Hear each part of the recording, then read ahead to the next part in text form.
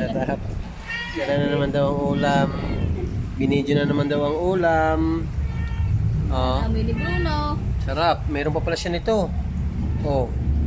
Wow! Ang sarap. Isang baldugan ang kanin para may pagamas eh. Para may pagamas. Isa lang ang matutuwa rito. Si Bruno. Gusto mo ng isda? Nadila. Bruno. Ha? Gusto mo isda? Gusto mo? Isda? Nadila. Ah, may pagdila ka pa. Kita mo gayan.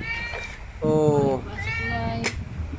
Sarap. Sarap ng tanghalian. Meron pa pala daw. Pag wala na, ubos na yan. Wala na tayong maiulam. May mangga pa pala sa Ito ilalim. lang yung ulam. Sunod pag naubos daw yan ang pang-ulam. 2 kilong asin. 2 kilong asin pag naubos lahat yan.